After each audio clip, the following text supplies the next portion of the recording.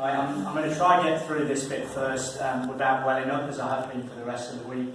It would be remiss of me at the start of this Labour Party meeting to not pay tribute to my incredibly close friend and a man who was called an unsung hero of the movement, Simon Baker.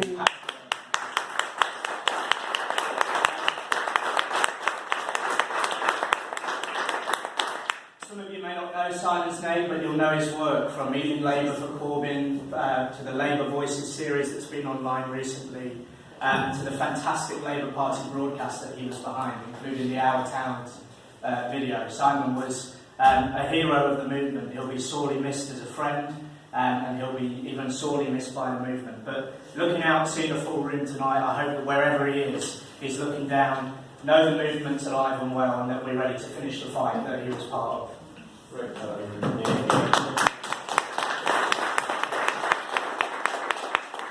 also we're here tonight, I guess most of us, I hope, to affirm our solidarity with Jeremy Corbyn.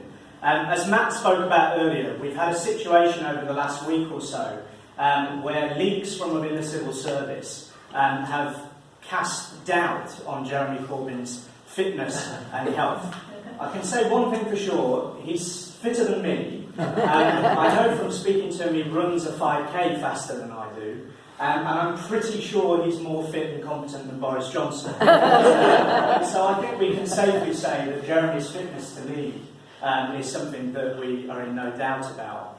But what's happened this week is that sort of dodgy attack that a lot of people have rubbished from across the political divide has turned into something else, and we saw this recently with Laura Pidcock's interview. I don't know if people saw it, with Nick Robinson, where the discussion quickly moved from Jeremy Corbyn's fitness to lead in terms of his health to his fitness to lead in terms of his political ability.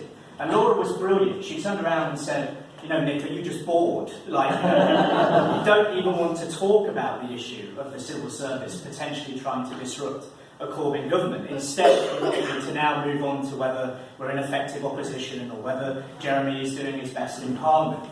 And sadly, that's what happens in the mainstream press. We end up with a very silly story that many of us can get rid of and rubbish and have a laugh at. But then mainstream figures within the broadcast media pick it up, talk about it for days and days on end, and use it as a stick to beat Jeremy Corbyn with.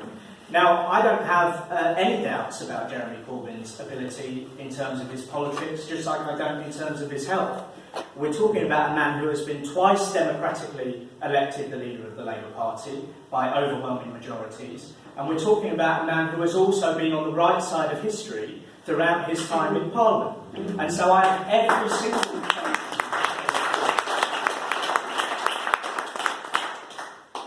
And I think it's important that we take stock when we have attacks like this of where we are. George Monbiot had a great quote earlier where he said that after the backlash he had over his report on Land for the Many, he realised just how powerful the establishment was, in that nobody wanted to hear about it. It was a major report done in tandem with the Labour Party about land ownership. And instead of any of the press wanting to have a serious discussion about it, it was used to say that Jeremy Corbyn and John McDonnell were communists who wanted to take over people's gardens. And he said that it awoke in him the fact of how powerful we still are as a Labour movement. Because what normally happens in those situations, and we saw it under Ed Miliband's leadership, is that there would be a bad story that would knock the left back, and we take a step back towards the centre or even more towards the right. And it would happen over time, months at a time, and slowly but surely we were running back to Blairism and even further right on some issues, particularly on immigration. And what's happening now is that none of that goes on.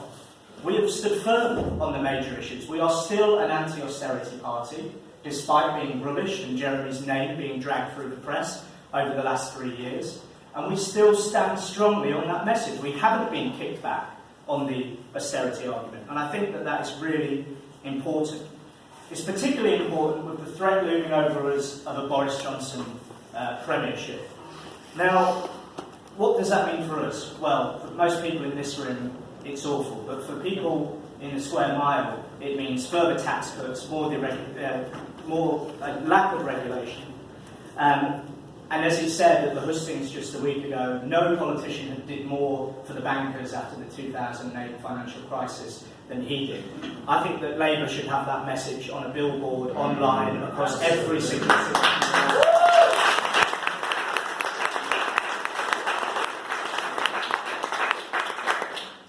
And I think that's why it's really important that we don't abandon the field of battle on a general election at this pivotal time. Bell spoke eloquently about the divides on Brexit, and it splits a room wherever you are. But I think over the next few weeks, I think our minds need to be concentrated on the pressure we assert on a general election. We've been doing that over the last few months, the last year, but it seems crucial now.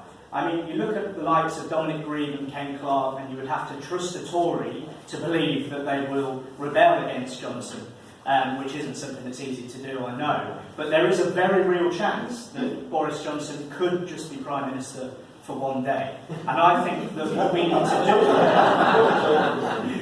need to do is assert our pressure on that day, hopefully with a no-confidence motion in Parliament, to ensure that we can attempt to usurp him on the day that he takes power.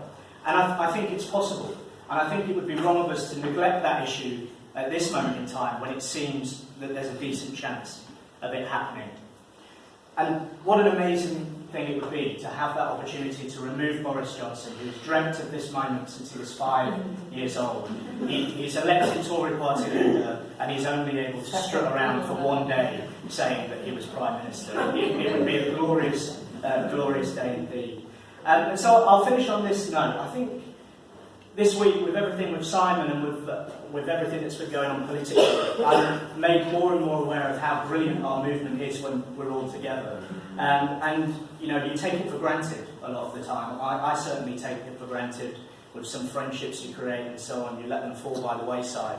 And I think it's really important that at this pivotal moment in time, we don't let the right, the establishment press, the Tory party divide us within the party, when we have a real opportunity now going forward of getting Jeremy Corbyn into number 10. I personally believe, as Moran said earlier, that moment could be very soon indeed. And I think that we're going to have to be ready for it. And why shouldn't we be? As Dorinda said earlier, that means getting out across the country, across London, going to defend Emma in Kensington, going to defend Lisa in Peterborough again, going to get the vote out for Bell in Streatham.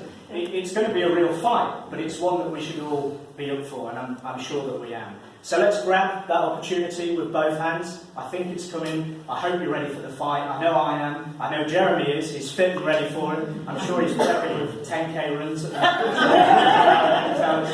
But yeah, let's do it together, and I'm sure we will. Thank you.